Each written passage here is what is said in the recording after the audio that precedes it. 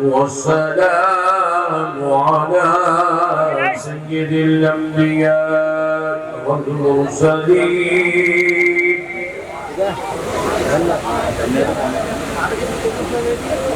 وعلى آله وصحبه أجمعين الأكرمين.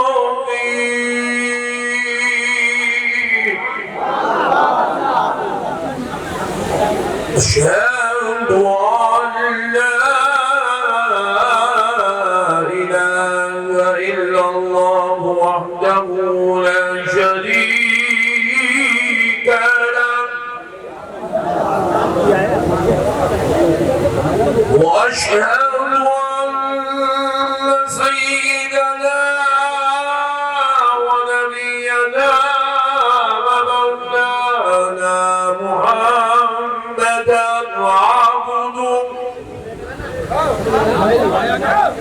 عبده ورسوله.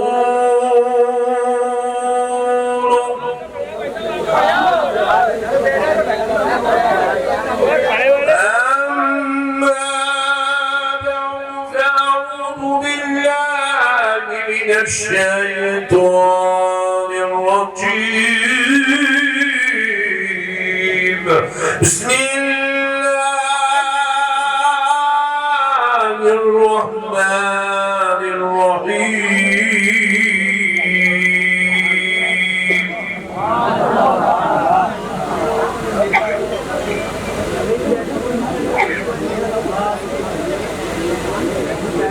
إنما يريد الله ليذهب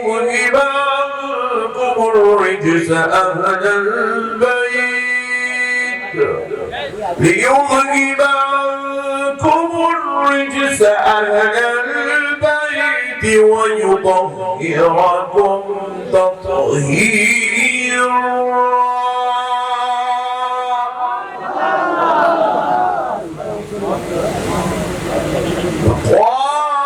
قال الله عز وجل في كلام الله القديم والعظيم.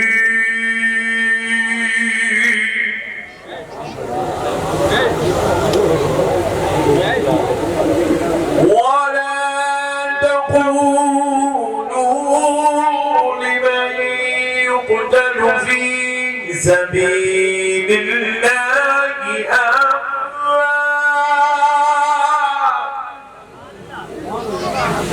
بل أحياء ولكن لا تشعرون.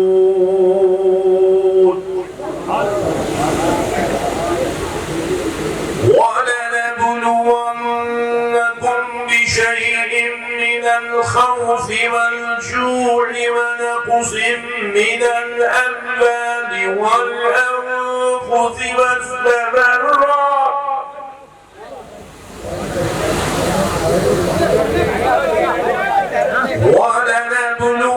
ولنبلونكم بشيء من الخوف والجوع ونقص من الأموال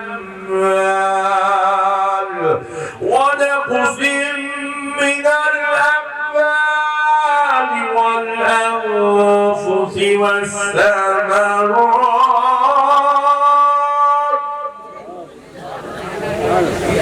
وبشر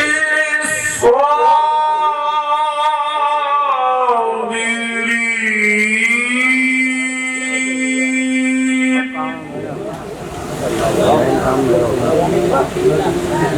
الذين إذا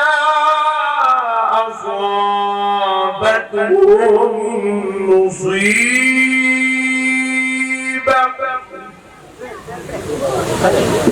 قالوا إنا لله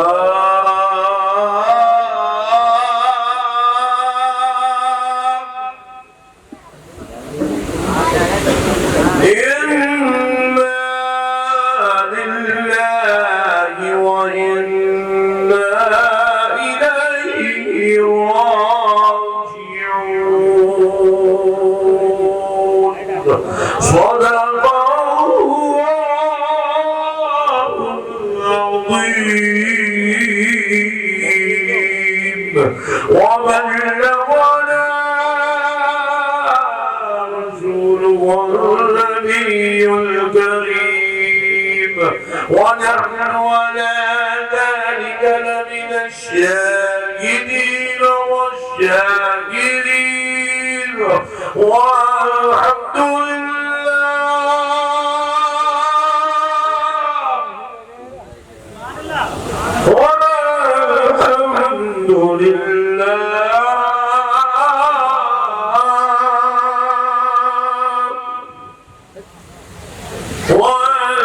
والحمد لله رب العالمين.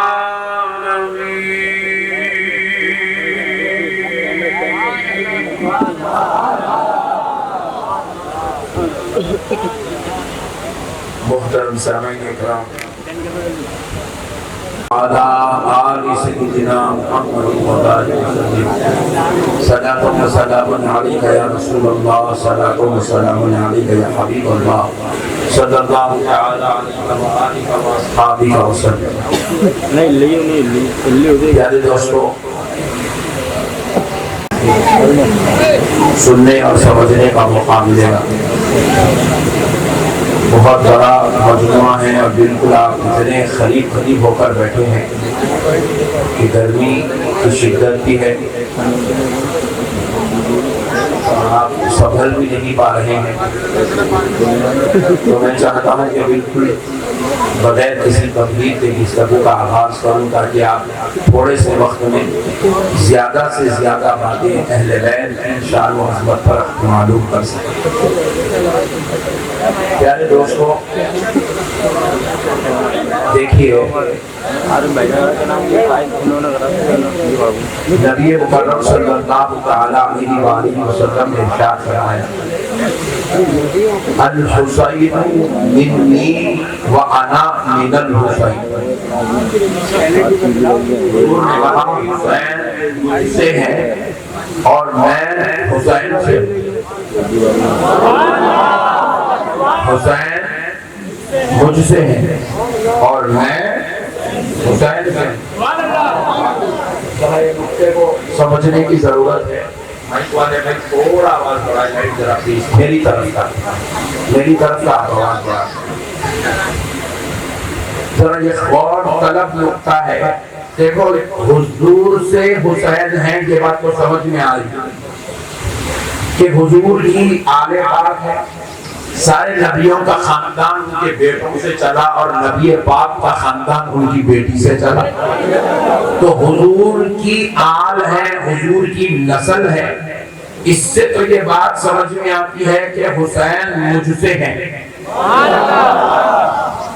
امام حسین کی رگوں میں پیارے نبی کا خون ہے، یہ بات تو سمجھ میں آتی ہے. امام حسین وہ ذات ہے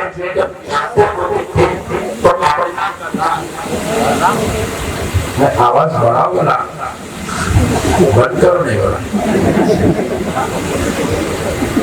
دیکھو جب وہ پیاسے ہوتے تھے تو پیارے نبی اپنی زبان مبارک ان کے منہ میں رکھتے تھے اور وہ حضور کی زبان مبارک سے شربت نبوت پیا کرتے تھے. تو یہ بات کو سمجھ میں آ رہی ہے کہ حسین مجھ سے ہے. فرمایا جاتا ہے کہ حضرت امام حسن سر سے لے کر سینے تک ہو بہو سرکار کی طرح تھے اور امام حسین سینے سے لے کر خدمین شریفین تک ہو بہو آمنہ کے لال کی طرح تھے. یہ بات تو سمجھ میں آتی ہے کہ حسین مجھ سے ہے. حسین مجھ سے ہے، یہ بات تو سمجھ میں آتی ہے. جب وہ پیدا ہوئے تو نبی کی بارگاہ میں دو لباس پیش کیے گئے. ایک مانڈی پر امام حسن بیٹھے ہیں، دوسری مانڈی پر امام حسین بیٹھے ہیں. جنت سے لباس لائے گئے، مرتبے سے نوازا جائے گا. حضور نے ہرے رنگ کا لباس امام حسن کے لیے پسند کیا، اس لیے انہیں زہر پلا کر شہادت دی گئی ہے. امام حسین کے لیے لال رنگ کا لباس پسند کیا، اسی لیے انہیں گلا کاٹ کر شہادت دی گئی ہے۔ تو پیارے دوستو ذرا غور کرنے والی بات ہے، حضور سارا انتظام کر رہے ہیں، ساری زندگی حضور کے سامنے ہے، ان کے ناموں کو بھی حضور نے رکھا۔ نبی کے سجدے میں جا کر یہ حضور کی گردن اقدس پر بیٹھ جائے، آمنہ کا لال سجدہ طویل کر رہا ہے، پتہ تو چل رہا ہے حسین مجھ سے ہے، مگر یہ بڑا مسئلہ ہے کہ میں حسین سے ہوں۔ اب تک ہم نے یہ تو سنا تھا کہ جنت اور زمین و آسمان، عرش و کرسی، لوح و قلم سب پیارے مصطفیٰ کے صدقے میں بنے ہیں۔ اگر نبی نہ ہوتے، نہ آسمان ہوتا، نہ زمین ہوتی، نہ عرش ہوتا، نہ کرسی ہوتی، نہ لوح ہوتا، نہ قلم ہوتا، نہ یہ ہوتا، نہ وہ ہوتا۔ ہم آج یہاں ہیں تو ان کے لیے، کل وہاں اٹھیں گے تو ان کے لیے۔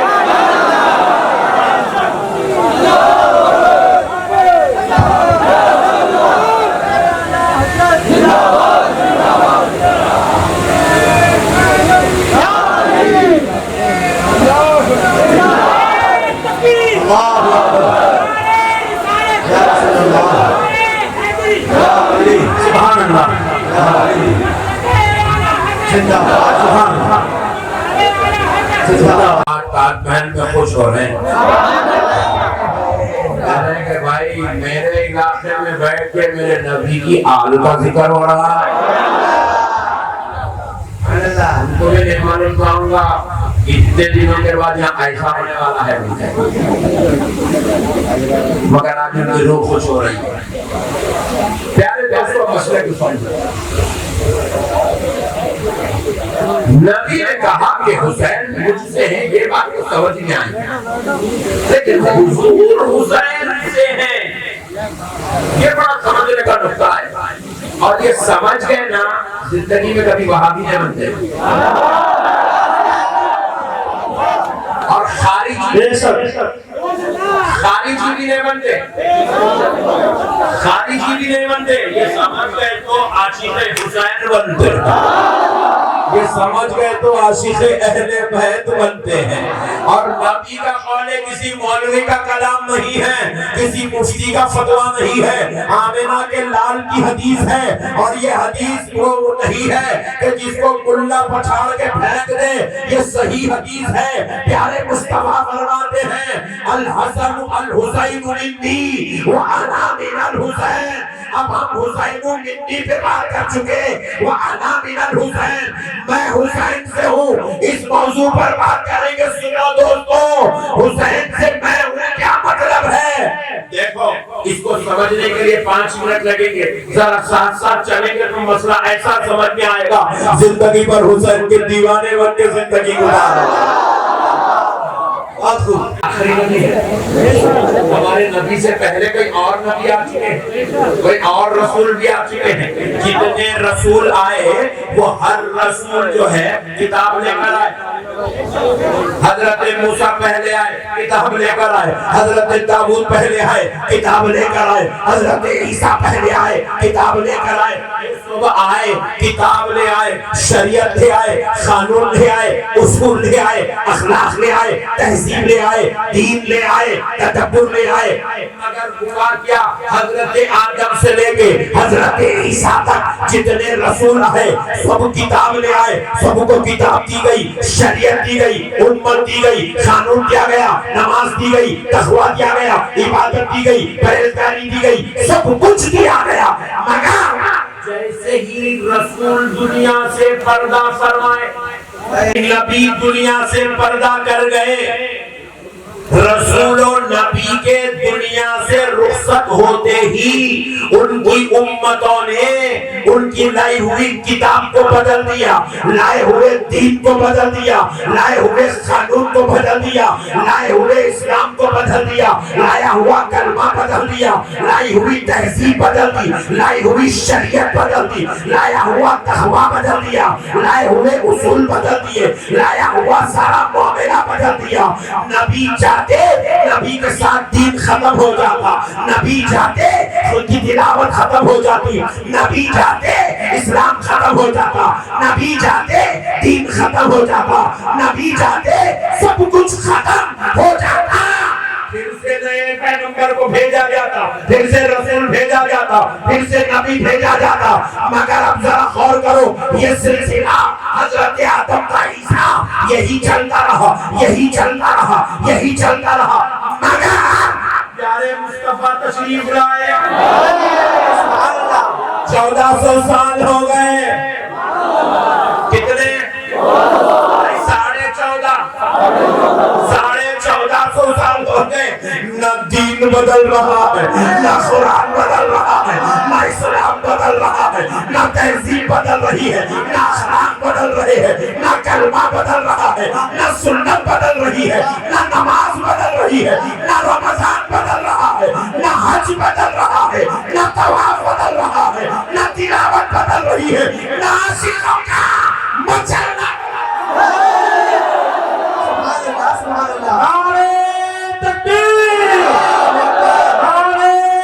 نبی نے لایا تھا، آج بھی وہ نماز تو ویسے ہی ہے، نبی نے جو قرآن لایا تھا وہ قرآن بھی ویسا ہی ہے، وہ قرآن کے الفاظ وہی ہے، وہ قرآن کا انداز ویسا ہی ہے، وہ قرآن کی تلاوت بھی ویسی ہے، جیسے مسجد لائی تھی مسجد بھی ویسی ہے، اذان جیسے لائی تھی اذان بھی ویسا ہی ہے، ٹوپی لائی تھی تو ویسی ہی ہے، داڑھی لائی تھی وہ ویسی ہی ہے، مسواک لائے تھے مسواک بھی ویسا ہی ہے۔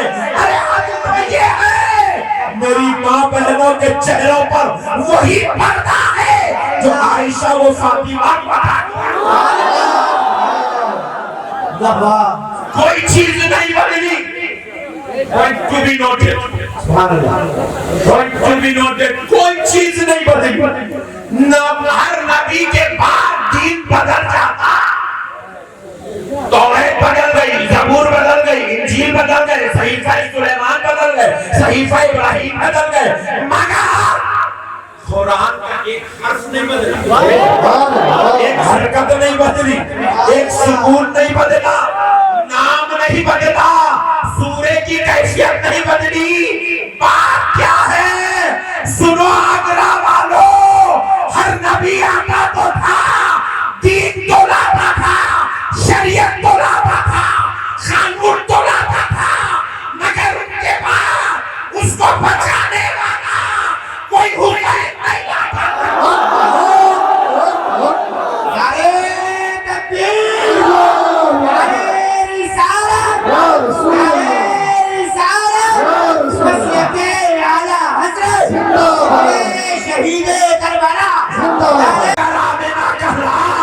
قرآن بھی لا رہا ہے، دین بھی لا رہا ہے، شریعت بھی لا رہا ہے، اسلام بھی لا رہا ہے، سنت بھی لا رہا ہے، حدیث بھی لا رہا ہے، اخلاق بھی لا رہا ہے، کردار بھی لا رہا ہے، تو سارا کا سارا دین بچانے والا حسین بھی اپنے ساتھ لے گئے۔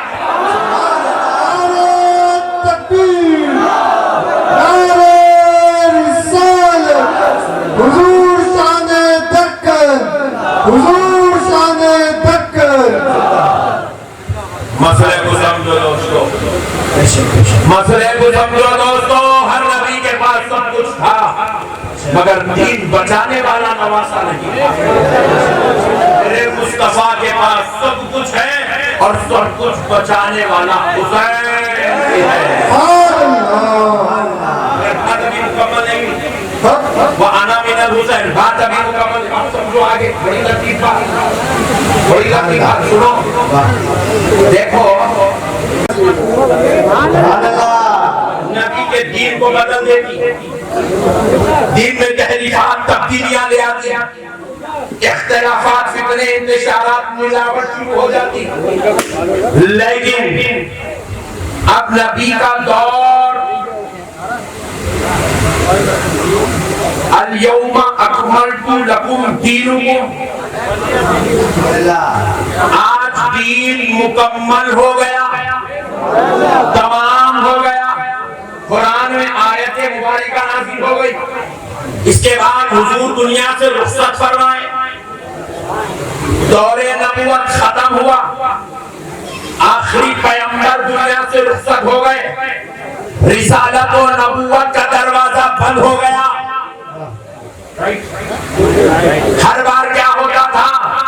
امت دین بدلتی، لیکن یہاں کچھ ایسے جانشین کا نام عمر ابن خطاب تھا، جن کا نام عثمان ابن عفان تھا، جن کا نام علی المرتضی حیدر کرار تھا، جن کا نام حسن ابن علی تھا۔ 30 سال تک یہ خلافت راشدہ کا دور چلا۔ کتنے سال؟ 30 سال۔ دم کر رہے ہیں کیونکہ میرا ایک ایک لفظ سمجھنے کا ہے، آپ ایک ایک لفظ سمجھنا پڑے گا تو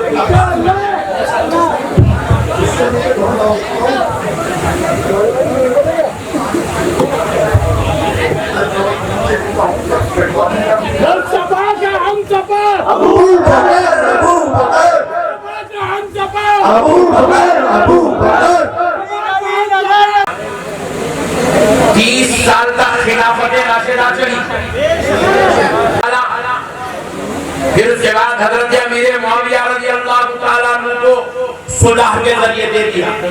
اور رسول لکھتے ہیں 19 سال باس میں لکھا 20 سال حضرت امیر معاویہ مسلمانوں کے امیر بنے، زندگی گزارے، خلافت حکومت کا نظام سنبھالا۔ کتنے سال؟ 20 سال۔ وہ 30 اور یہ 20 کتنے ہو گئے؟ 50 سال۔ نبی پردہ فرمائے 50 سال ہوا۔ کتنے؟ 50۔ صرف اتنا ہی پیریڈ، صرف 50 سال، صرف 50 سال۔ 50 سال کے بعد کیا ہوا؟ اس امت میں بھی فتنہ شروع ہوا، اس امت میں اختلاف شروع ہوا۔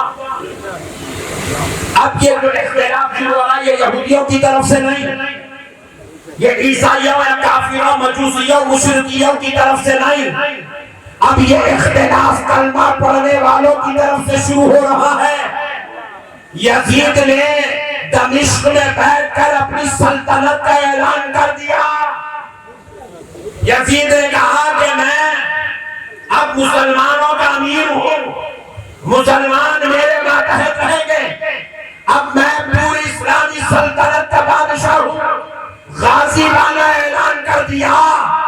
بعض لوگوں نے اس کو بیعت نہ کی تو اس نے لوگوں کو لالچ دیا، کسی کو اور کی لالچ دی، کسی کو منصب کی لالچ دی، کسی کو دولت کی لالچ دی، کسی کو کچھ دے کر لوگوں کو اپنی طرف خریدتا گیا۔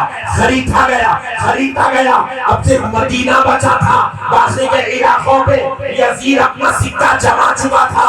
یزید اپنے حواریوں کو لے کر بہت بڑی ایک سلطنت کا نظام بنانے جا رہا تھا۔ یزید جب آیا تھا امام حسین کے مقابلے میں تو تنہا نہیں تھا، یزید کے ساتھ 22,000 کی فوج تھی۔ کتنی؟ 22,000 اور اس میں ایک بھی کافر نہیں تھا،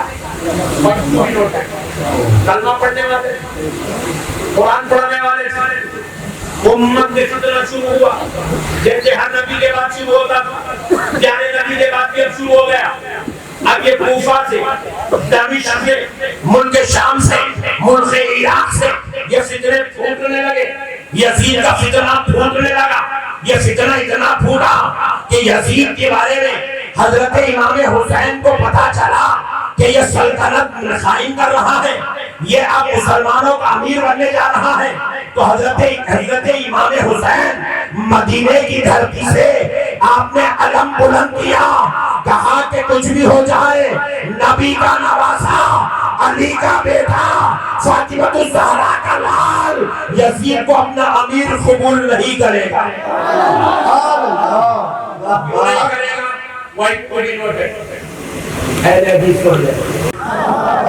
کیوں نہیں کرے گا؟ حسین یزید کو اپنا امیر کیوں نہیں قبول کرے گا؟ سنو، اس لیے نہیں کرے گا، کوئی ذاتی جھگڑا نہیں ہے، کوئی ذاتی اختلاف نہیں ہے، اس لیے قبول نہیں کرے گا کیونکہ یہ مکار ہے، یہ شیطان صفت ہے، یہ مزاجی طور پر ملعون ہے، یہ لعنتی ہے، مردودانہ صفات کا مالک ہے، یہ وہ بدبخت ہے جو سفر میں اپنے ساتھ برہانہ عورتوں کو ساتھ میں رکھتا ہے۔ آپ کو معلوم ہے یزید کتنا منحوس تھا، یہ لوگوں کو ایمان نوجوان بیوقوفاں یزید رحمت اللہ علیہ چچورے پاگل آیا بیوقوف شرم آنا چاہیے یزید رحمت اللہ علیہ بولنے کے بعد یہ بیوقوف گدھے تو یزید رحمت اللہ علیہ بول رہے ہیں سے میں پوچھ رہا ہے پاگل تو اپنے باپ کا بیٹا ہے تو بتا یزید مرا کا یزید کی موت کیسے ہوئی؟ بڑے بڑے محدثین کے 14ویں صدی کے مولویوں کی باتیں نہیں کر رہا ہوں بھائی، اس زمانے کے لوگ جنہوں نے یزید کی موت کو دیکھا انہوں نے کیا بیان کیا سنیے۔ یزید کوئی مسجد میں نہیں مارا، یزید کوئی میدان جنگ میں نہیں مارا، یزید کوئی قرآن پڑھنے میں نہیں مارا، یزید کلمہ پڑھ کے نہیں مارا، یزید عیاشی کرتا ہوا، زنا کرتا ہوا، فاحشہ خاتون کے گھر میں مارا۔ یزید کی زنا کا بڑا شوق تھا، انتہائی زانی، انتہائی گندا، بد چلن، بد کردار، کتا صفت تھا پورا۔ اس کو عورت کے بغیر زندگی نہیں گزار سکتا تھا، شراب ہونا عورت ہونا اس کا پیشہ تھا۔ تو ایک فاحشہ خاتون کو بلا بلا کے اس کو زبردستی استعمال کیا تھا، تو پھر اس کی دادا پوری تو اس کو بولا اس کو بلاؤ، اس کو بلا بھیجا اپنے پاس، تو نے بولی میں آپ کے لیے خصوصی ایک چیز پیش کرنا چاہتی ہوں، مگر میں آپ کے دربار کے لیے آؤں گی، آپ میرے پاس آنا پڑے گا، آپ اتنا خوش کروں گی کہ آپ زندگی بھر مجھے نوازتے رہیں گے۔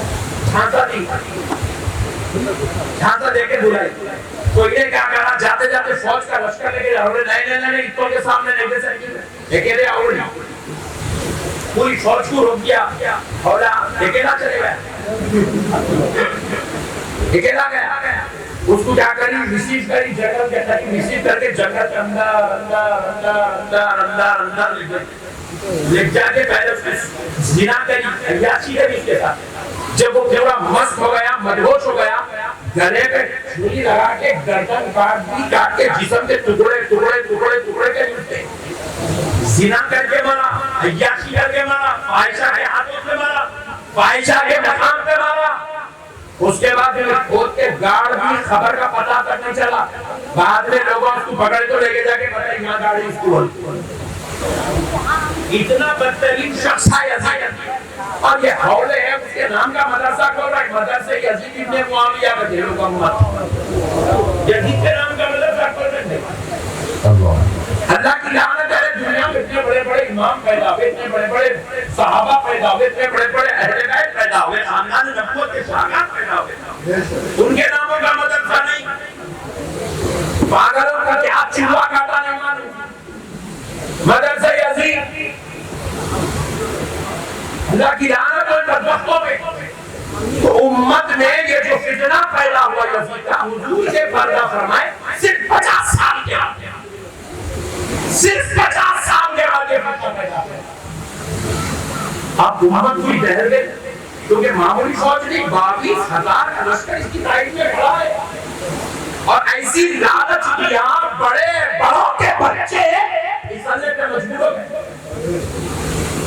یزید کے ساتھ حضرت سعد بن ابی وقاص رضی اللہ تعالیٰ عنہ کا بیٹا بھی آ گیا، عمر بن سعد۔ کون ہے سعد بن ابی وقاص؟ آپ کو حالات کا جائزہ ملا تاکہ آپ کو بات سمجھ میں آ جائے، بات سمجھ میں آ جائے آپ کو کوئی کتنا بڑا تھا، کتنا بڑا انتشار مچا تھا۔ تو جب یہ سمجھیں گے تو آپ کو سمجھ میں آئے گا وہ انا من الحسین کیا ہے، ہمیں حسین سے کہتے ہیں، حضور کا یہ سوال آپ کو سمجھ میں آئے گا۔ عمر بن سعد کون ہے؟ حضرت سعد بن ابی وقاص کا بیٹا ہے۔ حضرت سعد بن ابی وقاص کون ہے؟ یہ وہ صحابی رسول ہیں جن کو رسول اللہ نے اپنی مجلس میں بٹھا کے کہا سعد تم جنتی ہو، سبحان اللہ، عشرہ مبشرہ میں سے ہے۔ پھر کیا ہے؟ حضرت سعد بن ابی وقاص ایک دن میدان جنگ میں تلوار چلا رہے تھے، رسول اللہ کا تلوار چلانا دیکھ رہے تھے، ان کی تلوار کی جو چلنے کا انداز تھا، جو بہادری تھی ان کی، جو ان کی شان و شوکت تھی، حضور دیکھے کہ اتنے خوش ہوئے حضور نے خوشی میں کہا تجھ پر میرے ماں باپ سبحان اللہ ویسے صحابی کا بیٹا پھسل گیا ویسے صحابی کا بیٹا پھسل گیا اعلان میں آفر میں پھسل گیا حکومت دیتا ہوں سلطنت دیتا ہوں عہدہ دیتا ہوں منصب دیتا ہوں عمر بن سعد کربلا میں بیانت ہوتا لگا ایک اور ایک بات سنا ابن زیاد سنے نا یزید بن رائٹ یزید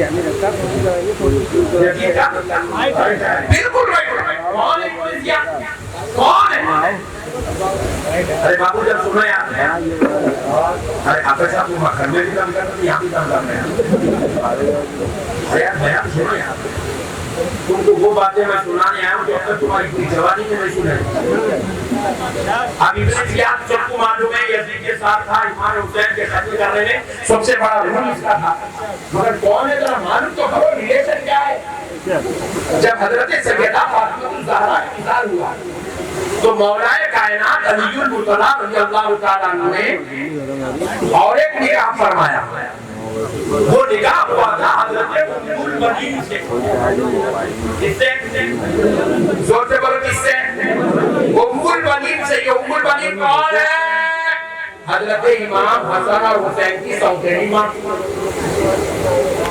مولا حسن حسین کی سوتیلی ماں اور حضرت عباس علمبردار کی سگی ماں حضرت عباس علمبردار کی سگی ماں کون ہے حضرت ام البنین رضی اللہ عنہ حضرت علی کی زوجہ آج دنیا میں جتنے علاوی سید ہیں وہ پورے علاوی سیدوں کی ماں حضرت ام البنین مولا علی کی زوجہ حضرت عباس علمبردار کی ماں حسنین کریمین کی سوتیلی ماں اور پھر سنو ام البنین رضی اللہ عنہ کے بھائی کا بیٹا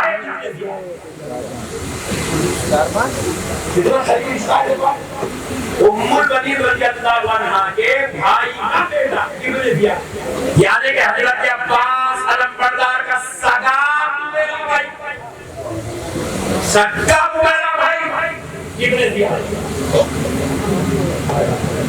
اتنی خطرناک سازش رچا رہی یزید نے جب دیکھا کہ بڑے بڑے بزرگوں کے بچے میرے ساتھ ہیں یزید کیا کرا اعلان کرا جو چیز نبی نے حلال کیا تھا میں اس کو اپنے نزدیک حرام سمجھتا ہوں اور جو انہوں نے حرام کیا تھا میں اپنے چاہنے والوں کے لیے اس کو اجازت دیتا اللہ حلال و حرام کی تمیز ختم کر رہا تھا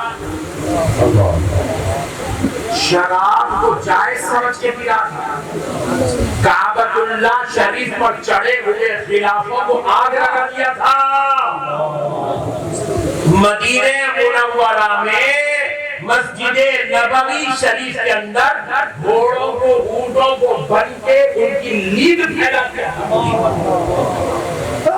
ان کی غلاظت گندگی کو پھیلا دیا تھا مسجد کے اندر اتنا منحوس و بدبخت تھا اور یہ سب دیکھ رہے تھے ان کے ساتھ وہ 22,000 کا حشر ان کے ساتھ کھڑا ہوا